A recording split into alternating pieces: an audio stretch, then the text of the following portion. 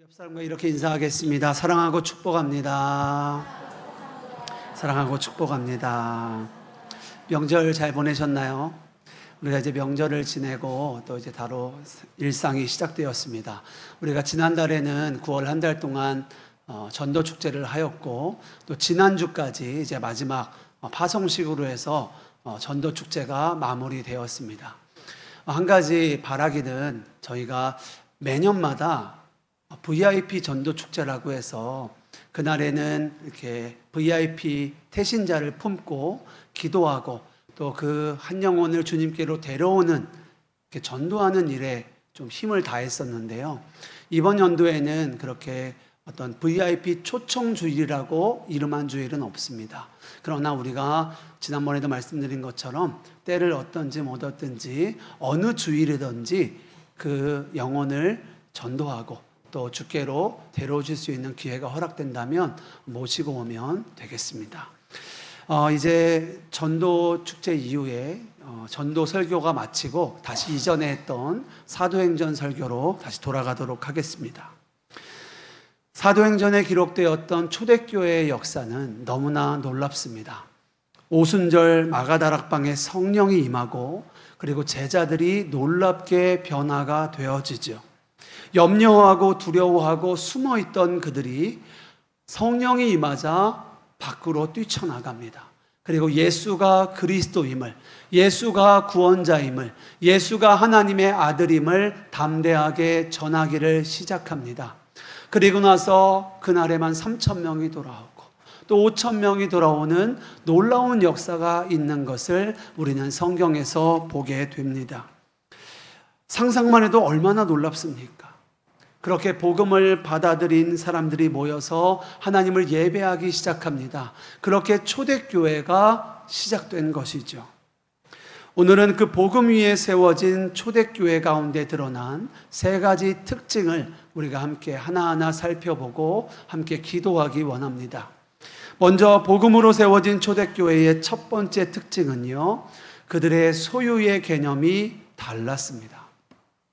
오늘 말씀에 보면은요, 정말 세상에 이런 일이 있을 수 있나 싶은 생각이 드는 구절이 우리 안에 있습니다. 32절 말씀 우리 한 목소리로 같이 읽겠습니다. 시작. 믿는 무리가 한 마음과 한 뜻이 되어 모든 물건을 서로 통용하고 자기 재물을 조금이라도 자기 것이라 하는 이가 하나도 없더라. 아멘. 초대교회에 믿는 무리가 한 마음과 한 뜻이 되었는데요. 여기까지는 좋은데요. 그 다음에 나오는 말이 우리에게 충격처럼 다가옵니다. 어떤 일이 일어났다라고 말합니까? 자기의 재물을 조금도 자기의 것이라 여기는 이가 없더라 라고 성경은 말하고 있습니다. 여러분, 세상을 보십시오. 돈 때문에 그 가까웠던 친구 간에도 또 가족 간에도 싸움이 나는 것이 세상 아닙니까? 돈 때문에 다시 안 볼 사이가 되는 것도 감수할 수 있는 것이 세상 아닙니까? 자, 그런데 지금 초대교회에 어떻게 이런 일이 가능했을까요? 모든 물건을 서로 통용했다라고 말합니다. 내 것과 너의 것이 없어졌다는 거예요. 말씀에 보면 재물을 자기의 것이라 하는 이가 없더라 라고까지 성경은 말하고 있습니다. 그리고 한 예가 언급되는데요, 바나바라고 하는 사람의 이야기가 언급이 되어집니다. 자기 소유의 밭이 있었는데 그것을 팔아 가난한 교인들에게 공급하기 위하여 교회에 드렸다라는 거예요. 사도들의 발 앞에 두었다라고 성경은 말합니다. 여러분, 이것이 복음으로 세워진 초대교회의 첫 번째 모습입니다. 소유의 개념이 달라진 거예요. 복음은 우리를 변화시키고 공동체를 변화시키는데요, 그 소유의 개념을 바꾸게 합니다. 내 것이 아니라 하나님의 것으로 살아가는 것입니다. 이 모든 것 하나님이 주셨으니 하나님의 뜻대로 하나님의 것들을 사용하게 되어지는 거예요. 존 웨슬리는 이렇게 말했습니다. 지갑이 거듭나야 그가 진정으로 거듭난 것이다. 초대교회는 복음으로 세워진 공동체였기 때문에 세상에서 결코 볼 수 없었던 모습이 보여지는 겁니다. 34절에 보면 그 중에 가난한 자들이 없었다라고까지 말을 합니다. 놀라운 일입니다. 사람들이 모여 있는데 그 중에 가난한 사람도 굶는 사람도 없었다는 거예요. 정말 놀라운 공동체 아닙니까?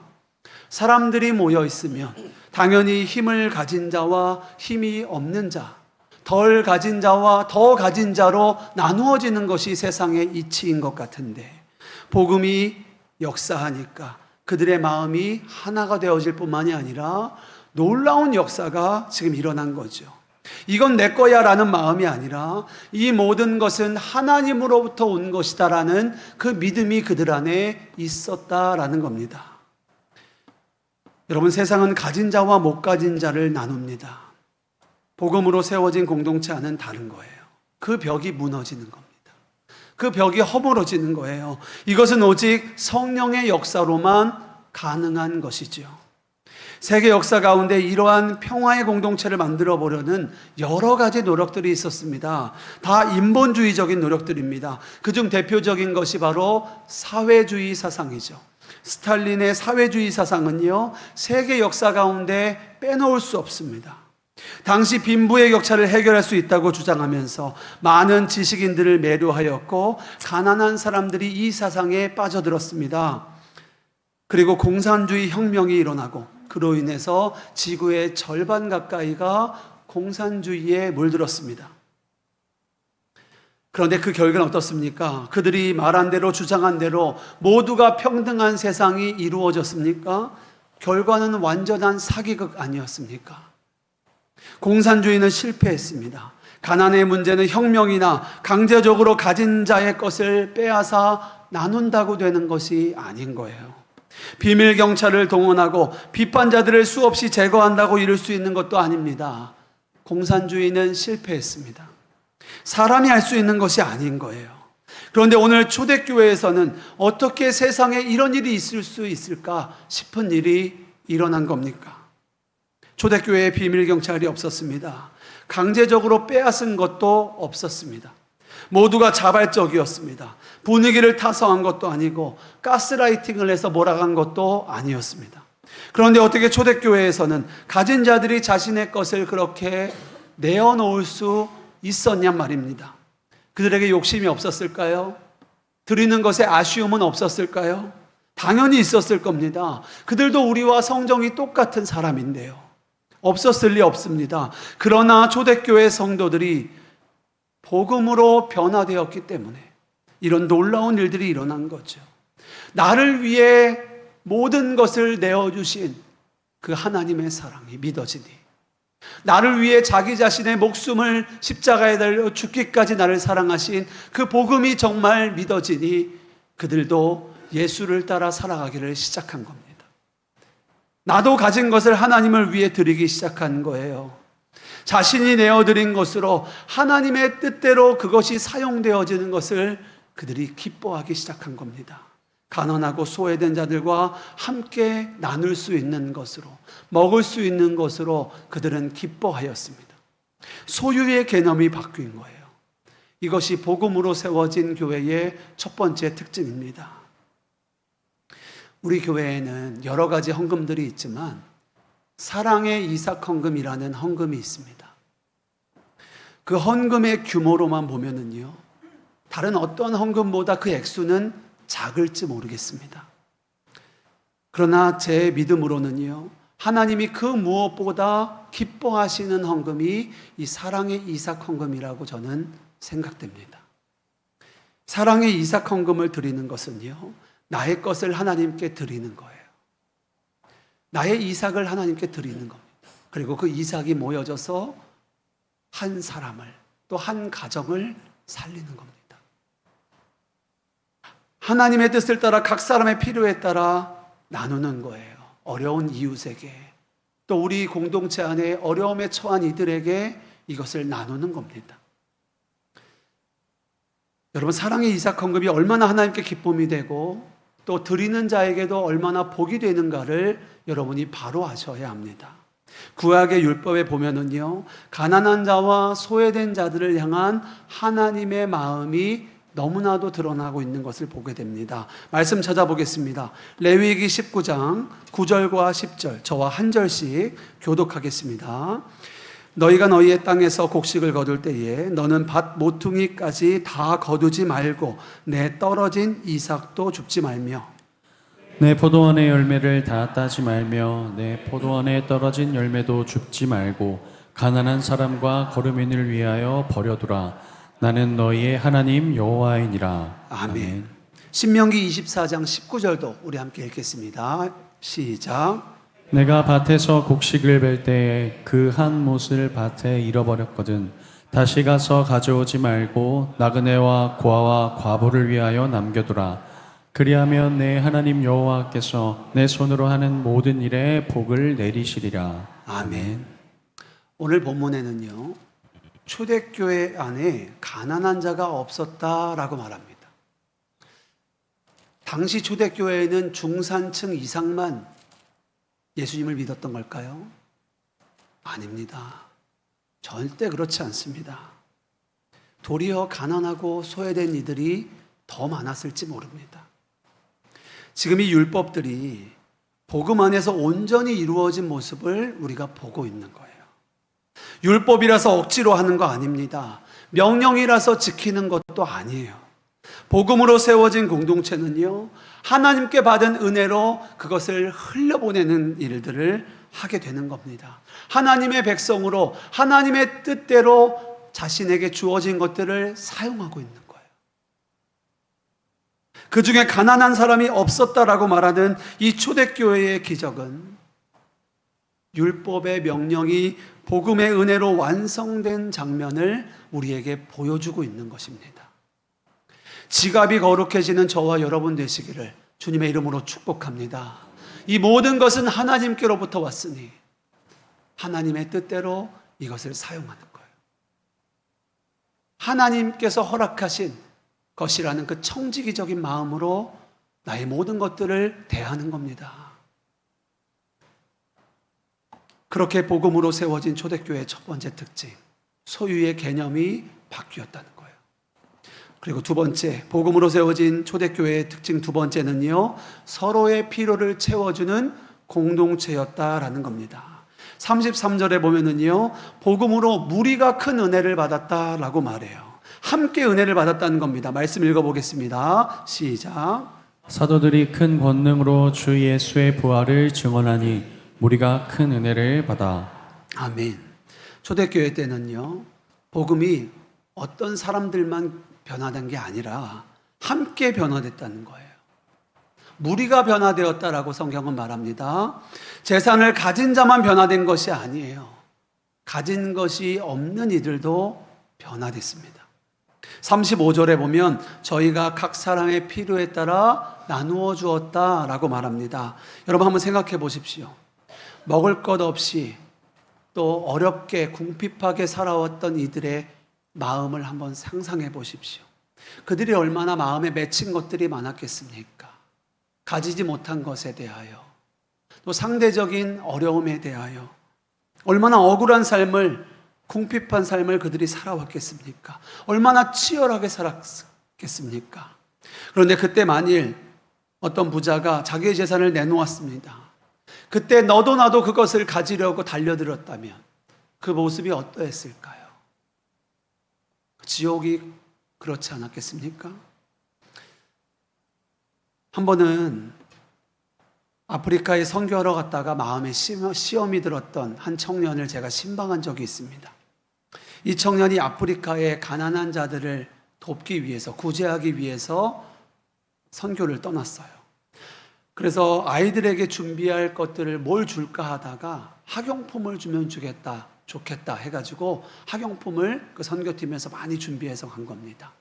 그래서 아이들에게 그 학용품들을 나눠주는데요, 이 아이들이 달려와서 그 연필 하나를 받는데 얼마나 반짝반짝하면서 그것을 감사함으로 받는지, 정말 세상을 다 가진 사람처럼 그것을 받더래요. 자기가 그것을 나누어 주면서 너무나 마음이 뿌듯하더랍니다. 아, 내가 이 일을 하려고 왔구나. 하나님 감사합니다. 그런 마음을 가지고 그것을 나누어 주고 화장실을 가는데요, 건물을 돌아서 나가다가 충격적인 장면을 보게 됩니다. 한 커다란 아이가 아이들에게서 그 연필들을 다 뺏고 있는 거예요. 그의 마음이 무너졌습니다. 내가 나누어 주면 못하나? 다 이렇게 될 건데. 그런 회의적인 생각과 함께 마음에 시험이 든 거예요. 선교하면 무엇하나? 내가 나누어 주면 무엇하나? 그런데 여러분, 이게 세상 아닙니까? 가진 자가 더 가지려고 하는, 없는 자의 것을 더 뺏으려고 하는.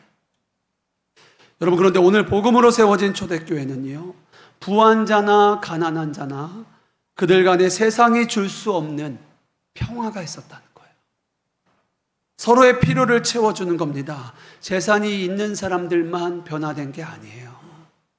가진 것이 없는 자, 가난하여 먹을 것이 없었던 교인들도 놀라웠습니다. 부자들의 결단을 진심으로 감사하면서 자신이 필요한 것만 가져다 주는 거예요.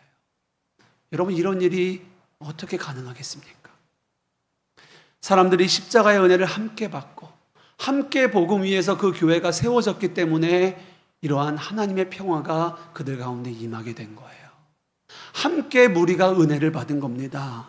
몇 사람만 은혜 받은 데서 그친 게 아니에요. 무리가 함께 은혜를 받아 거듭났다는 겁니다. 처음에 한두 사람이 복음을 살아냈을지도 모르겠습니다. 그렇게 한 사람 한 사람 변화되기 시작하고 그 선한 영향력이 퍼져나가기 시작하고 그 거룩한 누룩이 교회 안에 퍼져나가기 시작하는 거예요.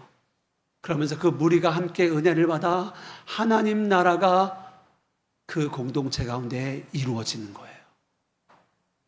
그래서 초대교회에서는 가난한 자가 없더라라고 성경은 말하고 있는 겁니다.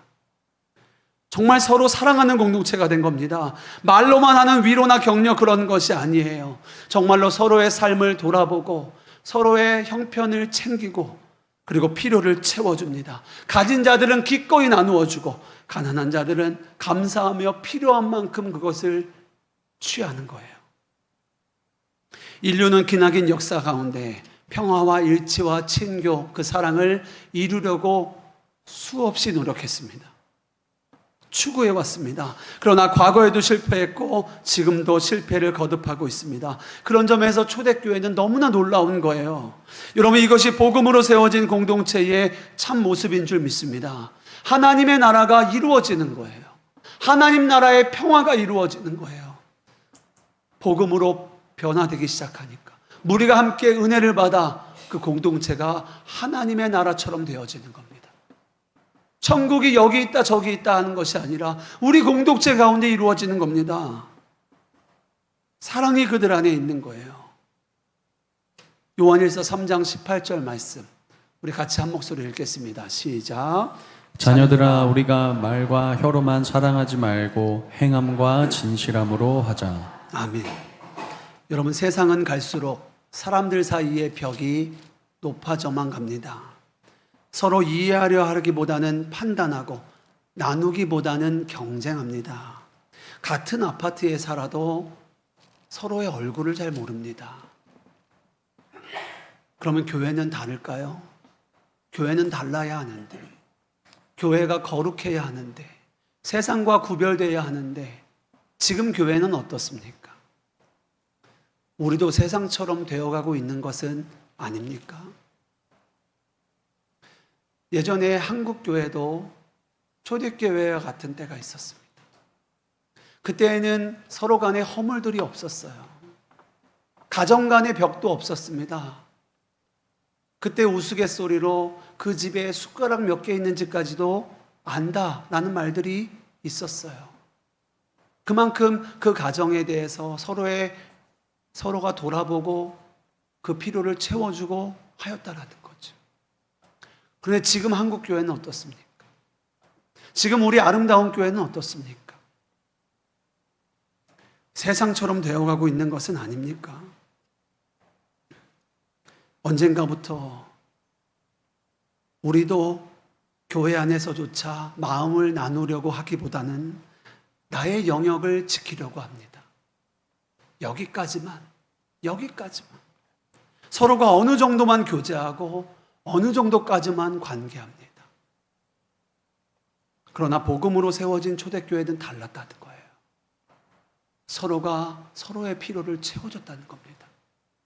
복음의 은혜가 임하자 사람들 사이의 벽이 나누어진 거예요. 무너진 겁니다.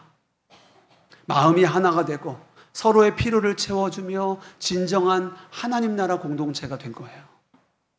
그래서 마음과 뜻이 하나가 되었다라고 성경은 말하고 있습니다. 이것이 복음의 능력인 거죠. 원래부터 가족끼리 교회가 된 걸까요? 아닙니다. 서로 나라도 다르고 민족도 다르고 성격도 다르고 기질도 다릅니다. 그러나 서로 다른 이들이 하나님 안에서 모여 한 마음과 한 뜻이 된 거예요. 무엇을 통해서요? 복음을 통해서요.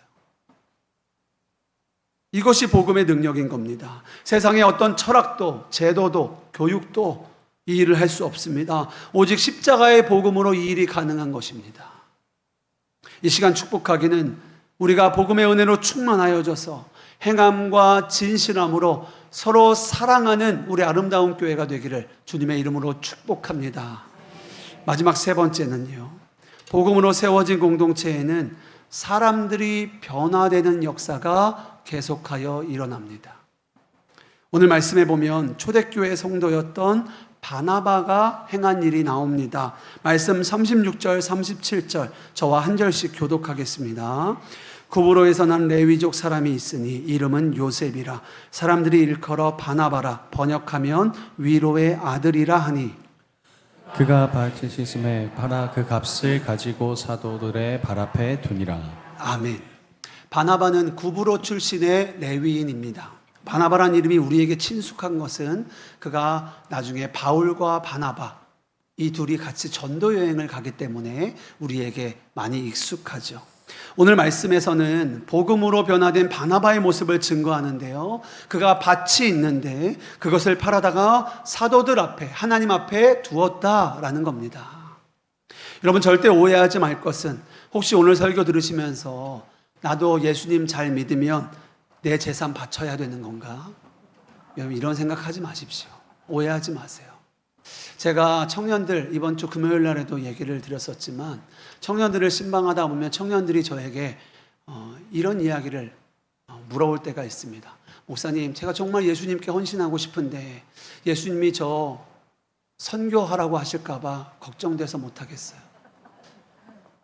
하나님이 저 신학교 가라고 할까 봐 저 예수님께 더 다가가지 못하겠어요. 이렇게 말하는 청년들이 정말 있습니다. 완전한 헌신에 대한 두려움이죠. 그래서 제가 청년들에게 이렇게 말합니다. 걱정하지 말라고. 하나님도 너의 믿음을 아신다. 하나님이 그 믿음만큼 허락하실 거라고. 또 청년들 중에는요, 하나님께 드리는 헌금에 대해서 고민하는 청년들도 많습니다. 내가 하나님께 드리고는 싶은데 가진 것은 없어요. 이것을 어떻게 해야 하나? 그럼 저는 말합니다. 믿음의 분량대로 드리라고. 드릴 수 있는 만큼이라도 드리라고. 그냥 안 드리지 말고 없다고 그냥 하지 말고 드릴 수 있는 만큼이라도 내가 드릴 수 있는 믿음의 분량만큼 드리라고. 나중에 믿음이 커지면 커지는 만큼 더 드리라고. 저는 그렇게 이야기를 합니다. 여러분 동일합니다. 오해하지 마십시오.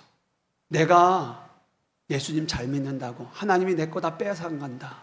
그런 오해하지 마십시오. 하나님은 그런 분 아니십니다. 그런데요, 초대교회에서는 교인들이 복음으로 변화되어 하나님께 자발적으로 드리기를 시작했다는 거예요. 억지로가 아니라 하나님께 기쁨으로 자원하여 드리기를 하였다는 겁니다. 세상에서는 결코 일어날 수 없는 일이 일어나고 있음을 성경은 강조하고 있는 거예요. 여러분 그렇습니다. 복음으로 세워진 공동체에서는요, 반드시 복음으로 변화되는 사람들이 생겨나게 됩니다. 오늘 바나바를 보십시오. 바나바가 자신의 밭을 팔아 그것을 하나님께 드리고 있어요. 어떻게 그럴 수 있는 거지요? 그는 하나님과 그의 나라를 위하여 자신의 향유 옥합을 깨뜨리기를 주저하지 않는 거예요. 아까워하지 않는 겁니다. 복음이 그를 변화시킨 거예요. 그리고 그 복음의 공동체를 바꾸고 또 세상을 바꾸게 되는 것입니다. 여러분 생각해 보십시오. 누가 그 일 하라고 강요했을까요? 안 하면 안 되는 분위기로 몰고 갔을까요? 그런데 왜 바나바는 땅을 팔아서 바쳤을까요? 그가 복음으로 변화되었기 때문입니다. 그리고 하나님의 나라가 이루어지는 것에 자신의 것을 드리기를 조금도 아까워하지 않게 되어진 거예요. 원로 목사님과 사모님이 그 땅을 헌물한 이야기 다들 아시죠? 그 땅이 돌아가신 부모님으로부터 받은 유산입니다. 근데 그것을 하나님께 바친 거예요. 여러분 세상적으로 볼 때 이게 바로 이해가 되십니까? 이제 은퇴하셨어요. 그 땅이 있으면은요, 그 땅을 가지고 살아갈 수도 있습니다. 그리고 그 땅이 있으면은요, 자신의 자녀들을 교육시킬 수도 있고요, 자녀들에게 물려줄 수도 있습니다. 그리고 그것을 지금 팔아도 집 한 채가 나올 수 있겠어요. 어디일지 모르겠지만. 자, 그런데 그것을 하나님께 드릴 수 있다는 것. 어떻게 그럴 수 있는 거죠? 우리가 최근에 드렸던 교회 사랑 헌금도 마찬가지입니다. 선교지를 위해 우리가 드리는 선교 헌금도 마찬가지예요. 우리가 10의 1조로 하나님께 드리는 11조도 마찬가지입니다. 세상이 보기에는요, 이해가 안 되는 것일 수 있습니다. 그러나 복음이 무엇인지를 알게 되면, 그리고 복음의 은혜로 충만하여지면 그렇게 되어지는 거예요. 복음의 공동체에서는 사람들이 변화되어지게 됩니다. 땅을 소유하고 있을 때보다 그것을 팔아서 하나님의 나라를 위해 쓰는 것이 더 복되고 더 기쁘니까 그럴 수 있게 되는 거예요. 어떻게 그것이 기쁠 수 있습니까? 이것이 십자가 복음의 능력인 줄 믿습니다. 사랑하는 여러분, 진정 복된 삶은요, 예수님의 마음을 품고 우리가 가진 것을 하나님의 나라를 위하여 사용할 때 그것이 정말 복된 거예요. 꼭 재물만이 아니라 여러분의 시간과 물질과 여러분 가진 은사와 달란트, 그 모든 것을 하나님을 위해서 사용할 때 그것이 정말 복된 인생이 되는 것입니다. 이것이 오늘 바나바가 누린 복이에요. 그리고 초대교회가 함께 누린 복입니다. 이것이 십자가의 능력이었고 초대교회에 나타난 하나님의 영광입니다. 하나님이 아니시고는 설명되지 않는 놀라운 역사가 교회를 통하여 일어난 거예요. 여러분 꼭 기억하십시오. 복음은 반드시 우리를 거듭나게 합니다. 복음은 사람을 바꾸고요, 복음은 공동체를 바꾸고요, 그리고 나아가 세상을 변화시킵니다. 이게 복음의 능력이에요. 왜 그렇습니까? 이제 나를 위하여 사는 인생이 아니라 하나님의 나라와 그 뜻을 위하여, 그 영광을 위하여 사는 자가 되기 때문입니다. 예수님이 우리에게 복음을 주신 것은, 예수님이 우리를 위하여 십자가에 달려 죽으신 것은요, 이제는 우리가 나를 위해 사는 것이 아니라 나를 위해 죽으신 예수를 위해 살게 하기 위함입니다. 말씀 찾아보겠습니다. 고린도후서 5장 15절 말씀, 우리가 자목소리를 읽겠습니다. 시작. 그가 모든 사람을 대신하여 죽으심은 살아있는 자들로 하여금 다시는 그들 자신을 위하여 살지 않고 오직 그들을 대신하여 죽었다가 다시 살아나신 이를 위하여 살게 하려 함이라. 아멘. 예수 그리스도를 구주로 믿으시는 여러분, 이제 내가 사는 것은 주님과 함께 살아가는 것입니다. 우리가 예수를 믿는다는 것은 십자가에서 죽으신 예수님만 믿는 게 아니라 십자가에 달려 예수님과 함께 죽은 나를 바라보는 거예요. 그게 믿음입니다. 예수님만 죽으신 게 아니에요. 십자가에 나도 함께 죽은 것입니다. 나의 옛 자아가 죽은 거예요. 그리고 이제는 예수와 함께 살아가는 것입니다. 그것이 갈라디아서 2장 20절의 고백인 거예요. 우리는 복음으로 다시 태어났습니다. 그렇게 복음으로 세워진 사람, 그렇게 복음으로 세워진 공동체는요, 반드시 그들을 통하여 복음으로 세워진 사람들이 계속하여 일어나게 되어집니다. 오늘 말씀에 보면은요, 바나바에게 별명처럼 따라붙었던 위로의 아들이라는 부가 설명이 있습니다. 여러분, 바나바가 왜 위로의 아들인지 아십니까? 그가 원체 착해서 그럴까요? 만나는 사람마다 좋은 말만 해주어서 그럴까요? 아닙니다. 그도 복음으로 변화된 거예요. 성령의 열매가 그에게 맺혀진 거죠. 그가 위로의 아들이라고 불려졌던 이유를 엿볼 수 있는 일화가 있습니다. 여러분, 사도 바울 다 아시죠?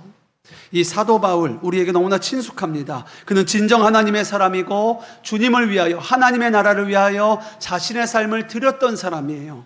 그가 전도 여행을 하면서 많은 사람이 주께로 돌아오게 할 뿐만 아니라 가는 곳마다 교회들이 세워졌습니다. 그리고 우리가 보고 있는 성경도 바울이 쓴 서신이 얼마나 많습니까? 그만큼 이 놀라운 사도 바울, 이 사도 바울도요, 새신자였을 때가 있었습니다. 그가 초대교회에 처음 들어왔을 때 사람들이 그에게 보였던 모습은 불신과 경계였습니다. 그도 그럴 것이 바울이 다메섹 도상에서 예수님을 만나기 전까지 그는 교회를 핍박하던 자였기 때문에 그렇습니다. 그 누구보다 앞장서서 초대교회를 탄압했던 이가 바울입니다. 얼마 전까지 자기의 가족을 잡아가고 교회 식구들을 옥에 가두고 억압했던 자가 사도 바울이었어요. 그리고 수데반 집사님의 순교 때에도 가장 앞장섰던 이가 사도 바울입니다. 그렇게 악명 높은 바울이 갑자기 나도 예수님 믿겠다고 교회로 온 거예요. 사람들이 이것을 바로 받아들일 수 있겠습니까? 그런데 그때 바나바가 그를 받아주고 믿어준 거예요. 그 바나바가 그에게 보여준 위로와 격려를 통해 바울이 초대교회 안에서 세워지게 됩니다. 그리고 나중에 교회의 파송을 받아 전도 여행을 떠나게 되고 놀라운 하나님의 역사가 이루어지게 되는 거예요.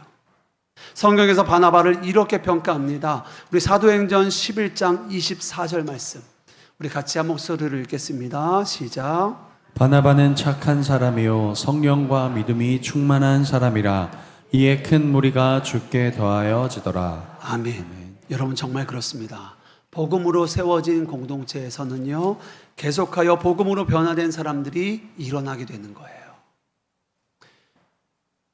내가 예수님의 제자가 되고 내가 다른 사람을 제자 삼는 겁니다. 내가 예수님의 사람이 돼서 다른 사람을 세워가는 거예요.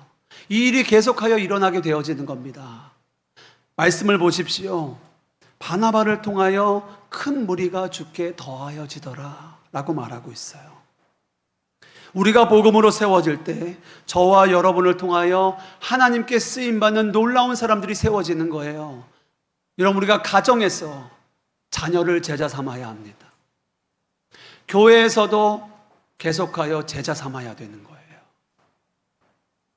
복음 위에 세워진 공동체에서는요, 복음으로 세워지는 사람들이 계속하여 일어나는 겁니다.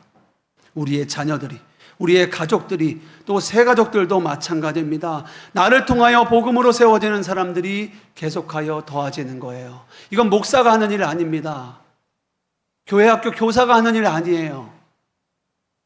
부모인 내가 하는 겁니다. 성도인 내가 하는 거예요. 나를 통하여 하나님이 하나님의 사람들을 세워가시는 겁니다. 기억하세요. 바나바는 착한 사람이요 성령과 믿음이 충만한 사람이라 이에 큰 무리가 주께 더하여지더라. 여러분, 이 바나바란 이름에 여러분의 이름을 한번 넣어 보십시오. 우리 한번 읽어볼까요? 말씀 띄워주세요. 한번 읽어보겠습니다. 사도행전 11장 24절입니다. 시작. 이연주는 착한 사람이요 성령과 믿음이 충만한 사람이라 이에 큰 무리가 주께 더하여지더라. 아멘. 이것이 저와 여러분을 향한 하나님의 뜻입니다. 저와 여러분을 통하여 하나님의 사람들을 계속하여 세워가는 거예요. 먼저는 저와 여러분을 복음으로 부르셨습니다. 우리는 먼저 된 자예요. 은혜로 먼저 되었을 뿐입니다. 우리가 특별해서도 아닙니다. 우리가 더 사랑받기 때문도 아니에요. 그저 하나님이 우리를 먼저 은혜로 택하셨을 뿐입니다. 그리고 우리를 통하여 다른 이들을 세워가길 원하시는 거예요. 우리를 먼저 복음으로 충만하게 하시고, 그리고 우리를 통하여 다른 이들을 살리시고 세워가시는 거예요. 이 시간 축복하기는 우리가 예수님의 사람이 되고 나아가 복음으로 다른 사람들을 하나님의 사람으로 세워가는 저와 여러분 되시기를, 우리 교회가 되기를 주님의 이름으로 축복합니다. 말씀을 정리하겠습니다. 오늘 복음으로 세워진 초대교회의 세 가지 특징을 우리가 보았습니다. 먼저는 그들의 소유의 개념이 바뀌었고요. 그리고 서로의 필요를 채워주는 공동체였습니다. 그리고 마지막으로는 복음된 공동체가 복음의 증인들을 계속하여 세웠습니다. 일으켰어요. 이 모든 것들은 오직 예수 그리스도의 십자가의 복음으로 되어지는 겁니다. 교육으로 되는 것도 아니요, 시스템으로 되는 것도 아니고, 강제로 되는 것도 아니고, 감정으로 되는 것도 아닌 겁니다. 오직 예수 그리스도의 십자가의 복음이 우리 안에 깊이 뿌리내리기 시작할 때 우리가 복음으로 변화되어지고, 우리를 통하여 다른 이들이 복음으로 변화되어지기 시작하는 거예요. 그 일을 하나님이 이루시기를 원하는 겁니다. 그래서 하나님께서 우리 아름다운 교회를 이 땅에 세우신 거예요. 그리고 저와 여러분을 이 교회로 부르신 겁니다. 우리 아름다운 교회가 복음으로 세워지는 교회 되기를 주님의 이름으로 축복합니다. 우리 아름다운 교회가 복음으로 세워지기를 우리가 함께 결단하기 원해요. 그리고 함께 기도하기 원합니다. 여러분, 우리에게 복음이 너무나 중요합니다. 복음이 무엇입니까? 복음은 예수 그리스도예요. 여러분, 우리가 복음이라고 할 때 십자가의 복음만 생각할 때가 너무나 많습니다. 이것도 중요합니다. 하나님의 아들 예수님께서 우리의 죄를 사해 주시기 위하여, 우리를 죄와 사망에서 구원하시기 위하여 이 땅에 내려와 십자가에 달려 죽으셨습니다. 그 예수님의 십자가의 보혈을 믿는 자마다 우리의 모든 죄가 깨끗하게 씻겨지는 거예요. 우리의 모든 죄가 덮어지는 거예요. 이것이 십자가의 복음, 속죄함의 은혜입니다. 그런데요, 우리에게 필요한 것은 속죄함만이 아닙니다. 우리에게 죄사함의 은혜뿐만이 아니라 거듭남의 은혜가 필요합니다. 그럼 복음의 능력은요, 죄 속죄함뿐만이 아니라 거듭남의 은혜까지 나아가야 되는 거예요. 나의 옛사람이 죽고 예수님으로 사는 은혜를 우리가 누려야 되는 겁니다. 고린도후서 5장 17절에 그런즉 누구든지 그리스도 안에 있으면 새로운 피조물이라, 이전 것은 지나갔으니 보라 새 것이 되었도다 라고 선언하고 있어요. 여러분, 이 말은 진행형이 아닙니다. 나중에 될 것을 말하는 것도 아니에요. 이미 되어졌다고 현재 완료를 하고 있는 겁니다. 우리가 예수를 믿을 때, 우리가 복음을 붙잡을 때 우리가 죄가 씻겨졌을 뿐만이 아니라 우리는 예수 안에서 새롭게 태어난 거예요. 여러분, 이것을 믿으셔야 합니다. 이제 내가 변화된 삶을 살아내므로 하나님 나라의 영광을 이 땅 가운데 드러내는 거예요. 하나님의 뜻을 살아내시는 거예요. 복음으로 그렇게 공동체가 세워지는 겁니다. 내가 삶의 자리에서, 가정에서 복음으로 살아내고, 직장에서 복음으로 살아내고, 삶의 자리에서 복음으로 살아내고, 교회에서 복음으로 살아내는 거예요. 그렇게 하나님께서 이 땅을 바꾸어 가시는 겁니다. 오늘 초대교회는 복음으로 세워졌습니다. 그러니까 믿는 무리가 한 마음과 한 뜻이 되었습니다. 이들이 전부터 그랬던 것 아니에요. 전에는 서로 다투며 시기했습니다. 서로 잘 알지도 못했어요. 나라도 다르고 기질도 다른 사람들이 주 안에서 온전히 하나가 되었습니다. 어떻게 그럴 수 있습니까? 오직 복음으로 되어진 줄 믿습니다. 예수 그리스도 안에서 그들은 온전히 하나가 된 거예요. 한 마음과 한 뜻이 되어 소유의 개념이 없어질 정도로 하나가 되었습니다. 그러니 이것이 얼마나 놀라운 기적입니까? 그런데 이것이 그저 성경에서만 볼 수 있는 사건입니까? 아닙니다. 지금 우리도 동일하게 누릴 수 있는 복음의 은혜인 거예요. 초대교회가 특별한 거 아니에요. 초대교회 성도들이 특별한 것 아닙니다. 우리가 복음을 붙잡고 우리가 복음으로 살아가기 시작하면 누구나 이 놀라운 은혜와 복을 누리게 되어지는 거예요. 이게 복음인 겁니다. 십자가의 복음은 이처럼 놀랍습니다. 그리고 이것이 복음의 핵심입니다. 예수님이 우리를 위해서 죽으신 이유는 단순히 우리를 죄와 사망에서 건지실 뿐만 아니라 우리를 복음으로 살아내게 하기 위함임을 여러분 기억하십시오. 이제 나를 위해 살던 옛사람을 십자가 앞에 내려놓고 예수님과 그의 나라를 위하여 살아가는 삶으로 하나님과 그의 영광을 위해 살아가는 삶으로 살아가기를 결단하십시오. 그리고 그렇게 삶의 자리에서 살아내시는 거예요. 복음을 위해, 주님을 위해 살아가는 삶은 세상은 이해하지 못합니다. 사람들은 우리를 비웃고 조롱할지도 모릅니다. 왜 그렇게 바보 같은 삶을 사냐? 손해보며 사냐? 희생하며 사냐? 할 수도 있습니다. 하지만 그건 몰라서 하는 겁니다. 십자가의 복음을 모르기 때문에 그럴 수 있는 거예요. 그들은 나를 위해 사는 삶이 진정한 행복한 삶이라 착각하지만 우리는 압니다. 십자가의 복음을 붙들고 십자가의 복음으로 살아가는 삶이 얼마나 복된 삶인지 우리는 그것을 아는 거예요. 그리고 그 삶을 사는 겁니다. 오직 복음으로 세워져서 예수 그리스도를 위해 사는 저와 여러분 되시기를 주님의 이름으로 축복합니다. 내가 가진 것을 하나님께 드리고 서로의 필요를 돌아보며 복음으로 사람들을 계속하여 세워가는 우리 아름다운 교회가 되어지기를 주님의 이름으로 축복합니다. 우리 함께 찬양하고 기도하겠습니다.